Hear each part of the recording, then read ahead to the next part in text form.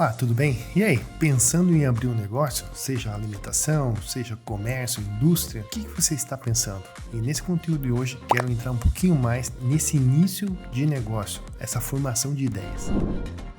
Meu nome é Claudio Kschizzer, sou empresário, empreendedor e hoje investidor. Há mais de 29 anos no mercado, atuando em diversas áreas aí. Então vamos lá, vamos conversar um pouquinho mais sobre isso. Quando eu estou começando um negócio, ou pensando em abrir uma oportunidade de negócio, eu começo a vasculhar algumas áreas que eu acho interessante. A maioria das pessoas me parece que eles vão muito pelo o que eu gosto de fazer ou consumir. Eu gosto desse produto, então eu vou ver franquias ou operações nesse sentido. Eu tenho mais habilidade para essa área.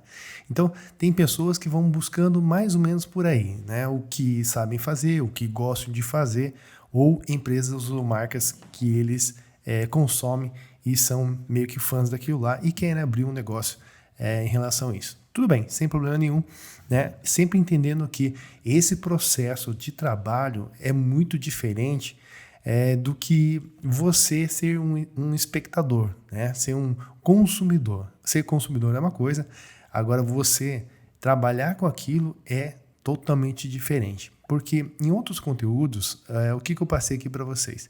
É importante sim você ver o volume de negócio que acontece nesse empreendimento, mas saber que aquele volume de pessoas, clientes que está sendo construído ali na tua frente, ele levou algum tempo, ou quiçá até alguns anos ou décadas. Então você tem que pôr na sua conta, no seu pensamento, quanto tempo você vai aguentar na frente dessa operação até ele dar certo. Isso é uma conta que você tem que fazer na sua cabeça. Se você é aqueles caras que querem resultados imediatos, não, eu vou ficar 6 meses, se não der 6 meses eu desisto, ou 1 ano. Então repense, vê se isso realmente é para você, porque um negócio é médio, longo prazo. Médio é 3 e longo prazo 5, 10 anos. Então pensa nisso daí, se você realmente vai pagar o preço para a coisa toda acontecer, certo? E outra coisa que eu quero que vocês prestem bastante atenção, se você quer abrir um negócio para alguém, tipo para minha esposa, para minha filha, o meu filho, ou para minha sogra, para minha mãe, enfim, dá uma pensada um pouco mais em relação a isso. Por quê? Você pode estar começando a construir um grande problema para você. Porque eu vi muitos casos de pessoas que tinham essa boa intenção de tipo, o raciocínio, Poxa, eu vou abrir uma franquia dessa marca que realmente é estabelecida, tal. Vou abrir para minha esposa porque ela está hoje querendo fazer alguma coisa e gosta muito dessa marca, Então vou abrir uma franquia para ela, porque já vem tudo pronto, enfim, vai dar tudo certo. E aí você investe um dinheiro substancial nesse investimento, nesse negócio, e a coisa toda começa a andar. Às vezes ela anda muito bem e às vezes ela desanda. Em que sentido? No sentido que aquela pessoa que você estava ajudando, que seria sua esposa, sua mãe, seu filho, de repente, o filho, ele não tem aptidão ou era momentâneo, uma empolgação momentânea. Puxa, eu queria... Nossa, mas dá trabalho, hein? Pô, tem que acordar cedo, tem que ficar o dia inteiro, tem que lidar com funcionário, cliente que reclama, que fala, enfim. E toda aquela gestão, pressão, e às vezes a pessoa acaba desistindo no meio do caminho. E aí fica o pepino na tua mão. E agora que você investiu uma grana substancial nesse negócio e a pessoa que era para tocar está desistindo, Você vai deixar esse negócio desandar de vez? Vai perder todo o seu dinheiro lá? Então, são algumas coisas que você tem que parar e pensar. Na minha opinião, todo negócio que você vai investir nesse sentido, é bom entender que, na minha cabeça, 6 meses você tem que ficar na operação. Eu vou abrir para minha esposa, beleza? Mas você tem que ficar lá 6 meses. Porque amanhã depois, se a sua esposa, filho, mãe, sei lá quem for que você colocou lá, desistir dessa operação, você sabe como lidar com ela. Aí você vai contratar uma mão de obra já especializada, de repente, um funcionário que você promove para o nível de gerência. E aí você consegue tocar e gerenciar um pouco mais de longe isso tudo. Então, muito cuidado em relação a essas decisões, tá? Se é um negócio onde o dinheiro que você vai colocar lá é importante ou vai fazer falta para você, você tem que fazer pelo menos 6 meses à frente dessa operação e colocar na sua cabeça que depois de 6 meses você vai ter uma equipe treinada para lidar com a operação sem você estar lá, ok? Mas antes disso, o que é importante? Quando a gente vai abrir um negócio, a gente vai pensar em algumas coisas importantes. E uma delas é, será que eu abro um negócio sozinho? Será que eu abro com um sócio? Será que eu abro e toco com um funcionário? Ou será que eu abro esse negócio como não tenho capital, eu trago um investidor, que ele vai entrar com a parte financeira, né? Daí a gente já deixa tudo estabelecido, quantos por cento eu vou pagar para ele, né? Por ano, no caso, e quantos por cento ele vai ter da empresa ou não, tá? Então, tudo isso é interessante você dar uma estudada, ok? E por que isso é importante? Porque na formação de um novo negócio, você vai ter várias opções de abertura. E a maioria das aberturas, os contadores, parece que é um padrão, né? Colocam lá limitada. E a limitada, você vai ter que ter um sócio. E esse sócio, muitas vezes, é um sócio fictício. Aí você vai ter que pôr sua filha, seu filho, esposa, de repente a sogra, não sei, um cunhado, um irmão. Só que essa pessoa não atua diretamente nesse negócio. Ele emprestou o nome, tá? Até a abertura está tudo bem, tudo certo. O grande problema quando surgem os problemas financeiros, né? Se a empresa começa a ir mal, de repente você não consegue pagar alguns boletos, alguns compromissos e essa empresa vai para o Serasa. E aí vai no nome de quem? Dos sócios. E esse sócio que não está na operação, a parte do crédito dele também vai ser atingido, tá? E o contrário também é verdadeiro. Vamos imaginar que você pega algum parente que ele é extremamente bagunçado na parte financeira e volta e meia tem problemas de Serasa, bloqueios de crédito. E aí essa operação, de repente dentro da sua empresa está tudo redondinho, funcionando, e de repente você pega um crédito, né, para alavancar mais a sua empresa e na hora H aparece lá uma restrição, né, de um dos sócios da empresa. E aí o financiamento não vem. E a restrição vem da onde? Do seu sócio, que não faz parte efetivamente do seu negócio. Então, muito cuidado com relação a isso daí. Consulte o seu contador para você abrir o seu negócio de uma forma mais coerente, né? Aí você vai simular exercícios de faturamento. Quanto você imagina que vai faturar a sua empresa? Né? Porque tem que ter uma meta, né? Abrir por abrir e rodar o teu negócio sem ter esses objetivos é bastante complicado, ok? Então, esses são um dos passos que eu pensaria, né? Como que eu faria, se é com pessoas ou não. O outro passo é aonde, né? Uma vez constituído isso aí, bom, eu vou abrir, eu e mais meus sócios. Onde é que a gente vai abrir? Será que a gente vai abrir em shopping? Né? Hoje, com um grande problema de locomoção social, os shoppings ficaram um pouco abalados em termos de fluxo de pessoas, né? Porque em uma das nossas atividades, o grande negócio nosso era onde tinha mais fluxo de pessoas. E com essa pandemia, a gente foi atingido em cheio, perdendo até 90% das receitas de um dia para o outro. Então isso é muito difícil, tá? E os custos de operação de um shopping são muito altos, né? Além do aluguel, tem os condomínios, né, que são relativamente, em termos de custos totais da empresa, eles são muito altos também. Loja de rua é melhor? Talvez os aluguéis são mais baratos, mas nós também dependemos de o quê? Do tempo. Se chover, né, o fluxo de pessoas diminui. Se tiver um tempo muito quente, enfim, tudo isso tem que ser pensado, né? Se de repente é muito quente, será que tem ar-condicionado para dar conforto para os seus clientes? Como é que ele vai funcionar todo esse processo, né? E a parte de segurança também. E estacionamento. Será que precisa de estacionamento ou não? Enfim, todas essas coisas são importantes também. Escritórios. Será que hoje é necessário ter uma sala comercial para abrir seu negócio? Será que você pode fazer a partir da sua casa? Então, são várias coisas que você tem que repensar, né? Antigamente, a gente pensava em negócio, tinha que ter uma sala comercial. Já começava a procurar uma sala comercial, tal. Enfim, hoje, né, com essa tecnologia toda e a facilidade que nós temos de conversar online, essa necessidade realmente caiu muito, né? Outra coisa que eu pensaria também, tá? Se você não vai para o caminho de uma franquia, são outras opções que você tem que pensar, tá? São os custos, né? Quanto isso vai custar para você abrir um negócio que você está pensando, tá? E aí entra muitos detalhes. Então, nesse ponto que eu ainda falo muito de abertura de franquia. Por quê? Porque você abrir um negócio, você não tem total domínio ainda dele. Então, tem muitas coisas, ou seja, pontos cegos, que você não vai conseguir enxergar. E isso vai fazer diferença lá na frente, né? Então, tipo, materiais que você vai precisar, produtos, fornecedores de qualidade, quanto de cada produto você vai precisar, qual é o fluxo de produtos, né, que vai ter maior venda, menor venda, né? É importante o engajamento do cliente para ver a sua loja, enfim, são várias coisas importantes aí.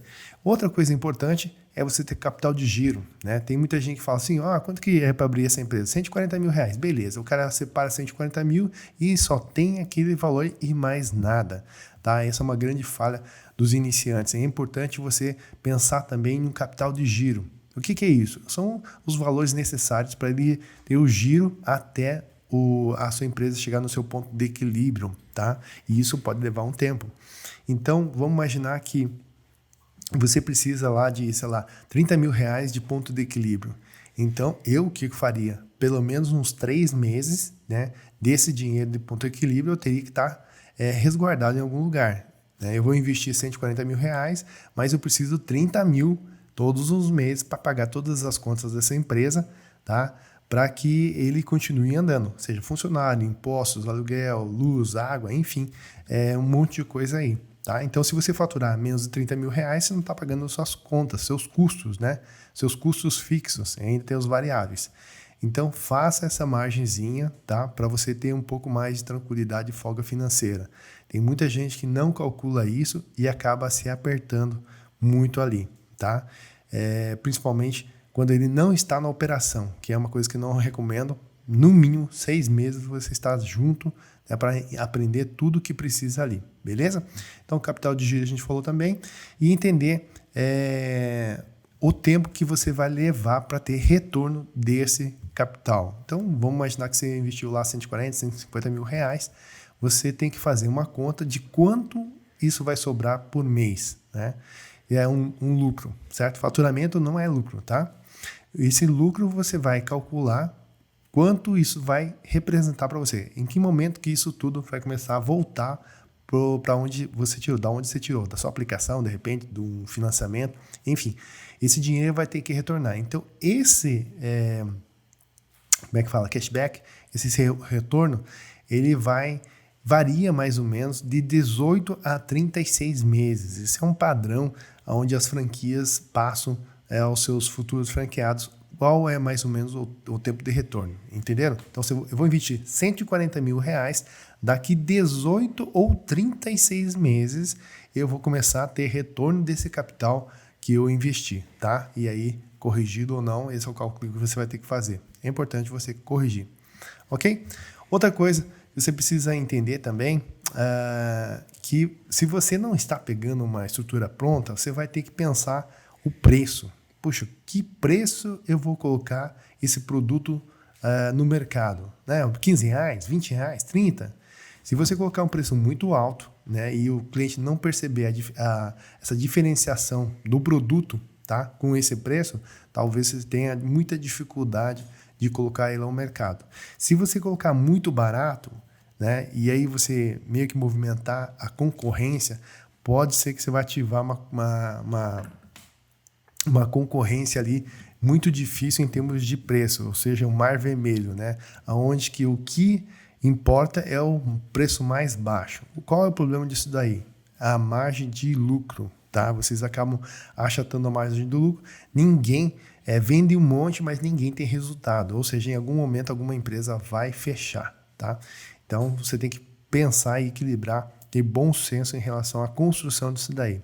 E a construção do preço, né? Não é uma coisa tão simples assim. Por quê? Além de custos diretos, né, de produção daquele produto, também tem custos de operação, a parte onde tem os serviços, os impostos, né, todo aquele processo. Então, tudo isso também tem que ser computado, ok?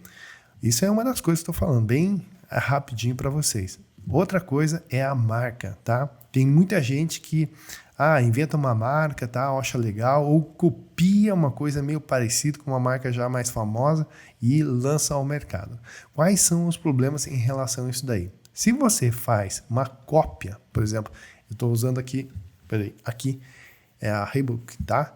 Se eu pego e faço alguma coisa parecido, né, com isso daqui, meio perto do que está sendo veiculado dessa marca, eu posso sim sofrer alguma intervenção financeira, jurídica, né? De falar assim, olha, você está copiando a marca aqui, tal. E daí você vai se chatear com esse tipo de coisa.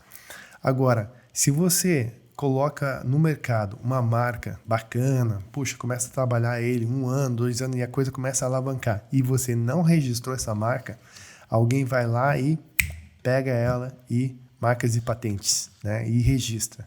E aí você vai, de repente, ter que pagar pro cara para poder usar a sua própria marca, né? Olha que coisa chata. Então, muito cuidado em relação a esses registros aí. Vai custar? Custa sim. Tudo tem custo. Então, muito cuidado em relação a isso aí. Construção do produto, aquilo que eu estava falando para vocês, né? É um produto bacana, onde você vai lançar ao mercado, ele tem que ser estudado, experimentado e validado. Será que realmente esse produto nessa composição é bacana? Tá legal? Né? Tem aceitação? O custo dele está perto do aceitável pelo cliente ou não? Né? Então, todo esse processo aí tem que ser estudado, tá? Como que você vai desenvolver ele, a cor, a marca, sabe? A apresentação que vai ao consumidor final. Então, é bastante complicado e com vários detalhes aí. Bom, o custo do produto eu já falei também que é importante você colocar na ponta do lápis aí. Então, a diagramatura, enfim, todos os detalhes são importantes, né? Uma das nossas atividades de negócio, que é uma rede de fast food, lá todos os produtos são pesados, né? E cada recheio que é colocado dentro do produto que vai para o consumidor final também é pesado. Por que isso? Porque se você coloca demais, tá bom para o cliente, mas prejuízo para a empresa. Se você coloca menos ingredientes, tudo bem. É bom para a empresa em termos de custo, né? Mas ruim para o cliente, ou seja, ruim para a nossa empresa também. Então, ele tem que ficar dentro de um padrão de entrega, né? Não pode ser abaixo nem acima, porque acaba desequilibrando aí o controle financeiro desse negócio, tá? E falando em controle financeiro, o que é importante também você entender? O caixa, fluxo de caixa, tá? Se você não faz esse controle mínimo de entrada e saída, você tem um grande problema, porque se você não tem esses controles, você acaba se perdendo no meio do caminho aí, né? E pior, tem muita gente que em vez de fazer caixas separados, acaba misturando tudo, seu pessoal com o da PJ, da empresa, né? Então, isso daí gera uma grande confusão dentro do seu negócio. Faça tudo separadinho, que daí você vai começar a enxergar mais os seus custos, né? Quanto que você está faturando, o que realmente são as contas da empresa e quais são as contas da sua casa, tá? E aí fica muito mais fácil para controlar várias coisas que a gente já comentou aqui nos conteúdos também, que você saber quanto você gasta por mês, né, de custos pessoais e quanto a sua empresa gasta também. E aí você vai achar o ponto de equilíbrio do seu negócio. A partir daí, você começa a ter resultados, ok? E a parte dos impostos, que é importante você também colaborar para o governo. Você pode até estar um pouco indignado, né, de pagar impostos, sendo que o governo não faz a parte dele. Mas um grande contador, né, amigo meu, lá no comecinho da minha carreira como empresário, um dia chegou para mim e falou assim: Cláudio, olha que coisa, tem uma ótima notícia para você. Eu falei: nossa, me dá uma ótima notícia para mim. Ele falou assim: esse ano você vai pagar imposto. Eu falei: nossa, e a ótima notícia, cadê? A ótima notícia é essa: você vai pagar imposto de renda. Eu falei: meu Deus do céu, essa foi a pior notícia que você me deu. Aí ele me explicou e eu comecei a entender a partir de então que só paga imposto de renda quem tem renda. quem não tem renda não paga imposto. Ou seja, até então, até aquele momento, a minha renda era abaixo de tributações, ou seja, eu estava sobrevivendo, né? Era 0 a 0 ali, prejuízo, então ia empurrando aquele negócio. A partir do momento que as minhas receitas foram maiores que as minhas despesas, né? Essa diferença começou a ser tributada. E eu sei que dói, né? Porque muitas vezes, nem nesse caso, ele falou, olha, Cláudio, você vai pagar imposto de renda. Eu falei, e esse dinheiro está onde, né? Aonde que está? Está guardado em algum lugar? E como eu também não fazia a previsão disso daí, não deixava guardado, acabava gastando, enfim, dava um outro rolo lá. Mas eu entendi o conceito da coisa. Então, pagar imposto é bom, porque aí eu tenho renda. Mas, logicamente, eu posso também usar inteligentemente os meus recursos, né? Onde eu tenho renda, mas não preciso pagar tantos impostos assim. E aí vem uma inteligência na parte contábil, né? Onde que eu posso minimizar esses impactos aí. E aí é onde você tem que consultar um bom contador, tá? Não queira você fazer sozinho, porque a contabilidade, é uma ciência complicada. Ainda mais no Brasil, todo dia tem uma lei ou regras diferentes que modificam a de ontem. Então, se você não está atualizado, conectado com esse mercado, é melhor contratar um profissional muito bom para te ajudar nesse sentido aí, beleza? Então, veja só, são alguns fatores que a gente acabou abrangendo e é importante você colocar na sua cabeça quais áreas e como você vai elaborar tudo isso daí. É um processo fácil? Não. Mas é um exercício que você tem que tomar, tá? Procure saber em cada área de atuação. Por exemplo, como é que eu fiz lá no começo junto com o meu irmão? A gente falou assim, poxa, bacana, nós gostamos, acho que a alimentação é um ramo que nos interessa e nós fomos buscar informações nessa área, certo? A gente acabou indo para São Paulo, buscamos informações de uma franquia lá. Aí foi exatamente esse processo. Eu gostava de comida chinesa, né? E eu era muito fã daqueles filmes americanos onde o cara comia naquela caixinha, porque até então na minha cidade não tinha esse negócio de caixinha, né? Hoje eu falar isso é até engraçado, né? Porque sempre para as gerações que de repente que você está vindo aí, sempre foi naquela caixinha. Mas na minha geração, não. A comida chinesa vinha nos marmitex, né? Entrega de carro, inclusive, ainda, né? Na minha época lá. Pô, a comida era razoavelmente boa, mas olhar aqueles filmes onde o pessoal recebia aquelas caixinhas, né?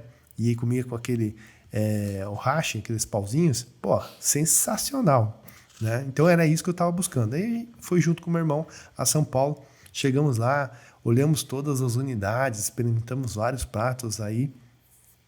Na época, acho que é a Cantina da China. Acho que não sei nem se existe mais. E legal, voltamos ao Paraná, né? E ficamos pensando naquilo.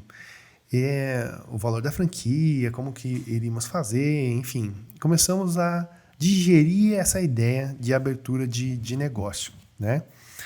Mas, em determinado momento, né, meu irmão me apresentou um amigo dele, onde todo dia praticamente ele saía do banco, né, meu irmão saía do banco e passava lá, né, comer um pastel. E trocava ideia, e esse cara falou pro meu irmão que ele estava terminando um processo para a abertura de franquias.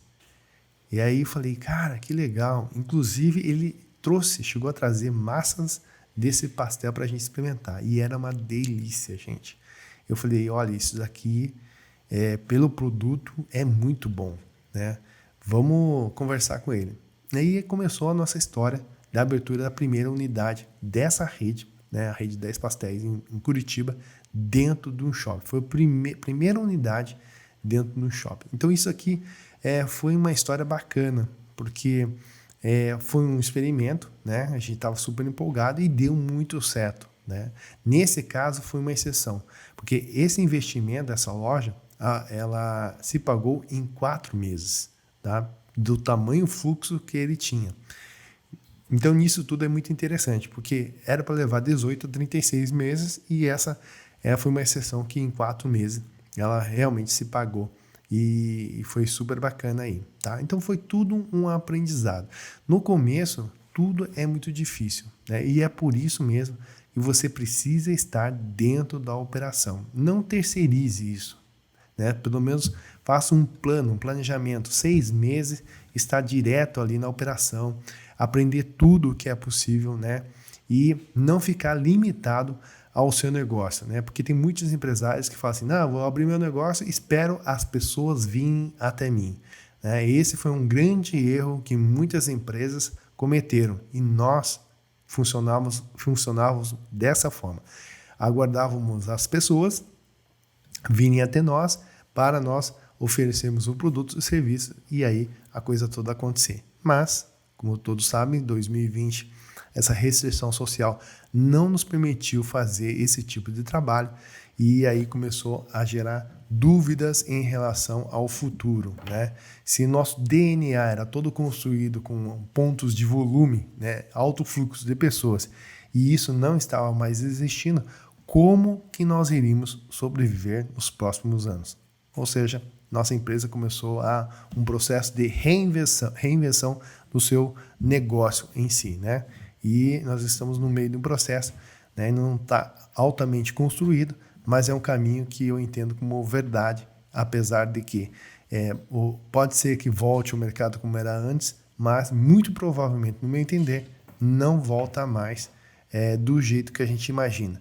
E qual é o problema disso daí? Nenhum. Se a gente conseguir construir uma forma diferente de fazer vendas do que o tradicional, né, e o tradicional voltar, sem problemas, porque esse nova forma que a gente construir aqui, ele vai ser um bônus, né? Então, o fluxo volta e a gente continua fazendo essa outra venda alternativa aí, que eu acho que é o caminho nos próximos anos, ok?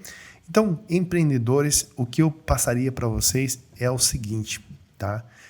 No meu entender, tá? No meu ponto de vista de experiência de 29 anos de mercado, eu tomaria algumas precauções antes de abrir qualquer negócio. Primeiro, se você tem aptidão para fazer isso, tá? De saber que você vai ter que estar na operação, trabalhando, tá? Se dedicando por um período X de tempo. Eu recomendo 6 meses, mas depende da sua velocidade de engajar e entender como funciona tudo, tá? Então pode ser que seja 3 meses, mas para mim é importante isso daí, ok? Outra coisa que eu pensaria, tá, antes de abrir qualquer negócio, né, seja franquia ou não, se você consegue fazer vendas ou alavancar vendas para o seu negócio sem presença física. Como assim? Hoje em dia nós estamos trabalhando muito no mundo digital. Então, se você tiver mecanismos ou empresa que possa te ajudar a alavancar vendas, mesmo as pessoas não estando presentes ali fisicamente na sua loja, tá? Eu acho que é um bom indicador. Essa é uma chave que eu estou procurando e construindo junto com algumas empresas para que a gente consiga fazer vendas, tá? Dessa forma, no mundo digital. Se eu conseguir construir essa alavancagem, aí eu fico muito mais tranquilo de repente abrir uma loja de rua, tá? Porque daí para mim faz sentido. Loja de shopping foi muito bacana, tem um fluxo bacana, mas é um custo muito caro. Se eu conseguir engrenar essa chave digital, onde eu consigo fazer vendas, tá? Mesmo estando na rua, eu consigo praticamente abrir qualquer atividade com mais tranquilidade, porque eu sei levar pessoas até a minha unidade de negócio. Então isso é muito importante, tá? Então eu pensaria nesse sentido aí. Uma das coisas mais importantes é saber levar o fluxo de pessoas até o seu próprio negócio, tá? Porque não tem empresa que vá sobreviver sem vendas, tá? Então isso é um ponto, acho que um dos pontos mais importantes aí na construção do sucesso do seu negócio, ok? E pense bem, né, as pessoas que você vai colocar ao seu entorno, tá? Porque eles podem ajudar ou podem atrapalhar muito a vida do seu empreendimento, ok? Então são esses alguns pontos que eu colocaria para vocês, tá? Pensar num todo de tudo isso aqui e sempre, no meu entender, não colocar ou inventar a roda novamente, né? Eu sou um cara que eu me declaro um cara não entendido nisso. Eu sou um cara que eu gosto de venda, né? Venda no sentido assim, pego alguma coisa pronta e faço a coisa toda rodar, andar, né? Então, eu não preciso inventar a roda de novo. Eu preciso só melhorar o sistema e acelerar essa metodologia, tá? Então, essa é a minha filosofia, porque assim eu perco menos tempo, né? Menos dinheiro, tá? Que tudo isso para mim é muito importante. Então, eu pego uma coisa validada e faço a coisa girar o mais rápido possível.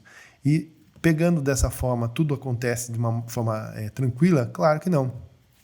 Porque aí eu quero falar uma coisa muito importante para vocês.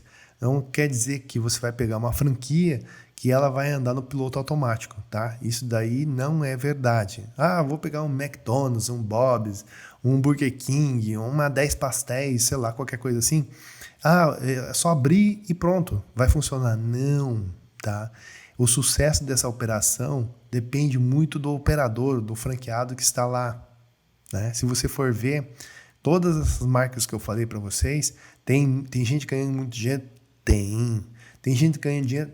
Tem. Tem gente ganhando pouco dinheiro? Também tem. E tem gente fechando, né? Falindo com esses negócios, com essas marcas?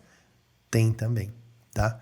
Então, qual é a diferença? É a pessoa que gerencia, administra essa operação. Ela pode fazer ali uma coisa boa, ou seja, fazer o negócio acontecer ou não, tá?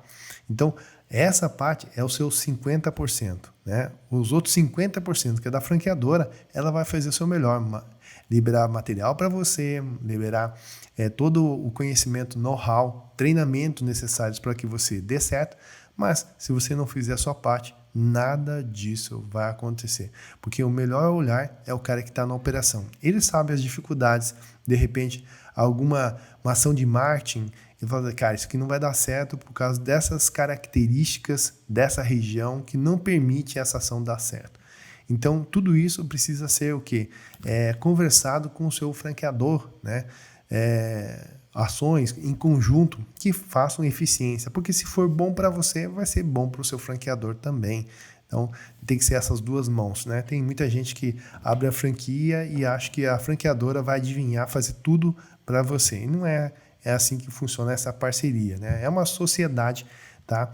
Onde os dois lados podem sair ganhando, se assim você o entender, ok? Então, essa é a parte importante. Você entender que apesar de você ter um produto ou uma empresa, uma marca consolidada, precisa sim do seu trabalho, né, do seu empenho, dedicação para que esse negócio alavanque. Afinal de contas, você está investindo uma grana substancial nesse negócio, né, e precisa da sua atenção, né, pelo menos por algum tempo. Depois, quando esse negócio começar a rodar, tiver mais experiência, mais pessoas engajadas em gerenciar tudo isso, aí você fica um pouco mais tranquilo, né? Que é o meu caso, né? Eu tenho algumas empresas que elas já têm pessoas que estão engajadas, né? Empenhadas em que aquilo dê certo, então para mim fica muito melhor, porque eles estão no dia a dia na operação, verificando como melhorar tudo aquilo lá. E aí eu posso fazer uma manutenção, um gerenciamento um pouco mais à distância. Então tem suas vantagens e desvantagens também, mas aonde eu posso colocar um olhar de uma pessoa mais distante, né, vendo outras coisas que estão acontecendo no mercado e tentar passar para eles ali de uma forma que possa, de repente, trazer soluções mais baratas e eficientes para o seu negócio. Beleza?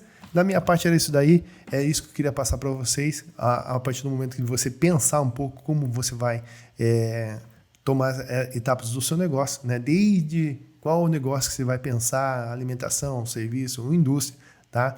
Não somente veja o volume, mas vá visitar essas unidades, né? Vá conversar com as pessoas e ver se realmente é isso que você quer fazer, né? Você está feliz com o teu negócio de alimentação, dá muito trabalho, como é que funciona, é serviço de repente, como é que são as coisas boas e as coisas que são assim um pouco mais complicadas no ponto de vista dessa pessoa que está na operação do seu negócio, né? Indústria é a mesma coisa. Será que é só produzir que o mercado vai consumir tudo isso daí? Será que é simplesmente isso? Não é uma coisa tão simples como a gente está imaginando, né? Precisa de um estudo de mercado, enfim, tem N fatores que à primeira vista a gente acaba não enxergando. Então precisa ter um pouco de paciência, visitar, pesquisar, analisar e, no fundo, depois de todos esses dados, olhar para o espelho e falar, cara, é isso que você quer fazer? É isso que você vai fazer nos próximos 6 meses, 1 ano, 5 anos? Você vai se dedicar tantas horas por dia, né? Finais de semana, de repente, né? Feriados ou madrugada dentro, trabalhando para que esse teu negócio dê certo? Você vai fazer isso?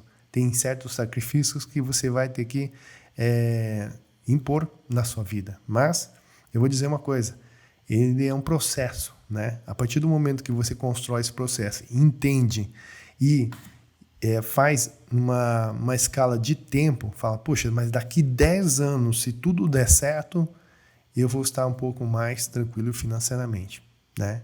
E é isso, se tudo isso fizer sentido, vá fundo, empreenda, faça de tudo para dar certo nesse negócio, tá? Porque tem muita gente que demora para decidir e na hora que entra no negócio, quando tem um probleminha, ele é rápido para desistir, né? E é um processo contrário, tá? Você pode até tomar uma decisão mais rápida para entrar no negócio, mas para sair, demore e repense muito. Analise, né? Redirecione, tente outras alternativas, faça o seu melhor, busque outras informações para que esse negócio realmente dê certo, porque é de médio longo prazo, 3, 5 ou 10 anos, tá? Não de curtíssimo prazo, menos de 3 anos. Então, essas diferenças que você precisa ter dentro de você. Se você tiver isso muito claro, tá? Que vai levar todo esse tempo e você tiver ok com isso daí, eu acredito que você vai ser um bom empreendedor, vai ter boa resiliência, porque a expectativa do que vai ter e o que vai acontecer está alinhado, né? Assim você não vai gerar frustração e desistência em tão pouco tempo, beleza? Vai valer a pena, Cláudio? Eu vou dizer que sim, tá? Às vezes é igual uma montanha-russa, altos e baixos, né? Dá aquele friozinho, será que vai, será que não vai? Mas em algum momento, se você tiver toda essa resiliência, persistência, lá na frente vai ser compensador, né? Se o produto final chegar lá e você realizar, aí você vai passar de um patamar X para 2, 3, 5 vezes mais do que você investiu ali, né? E aí, quem sabe, a sua independência financeira está lá no final desse turno aí. Beleza? Grande abraço, vejo vocês nos próximos conteúdos aí.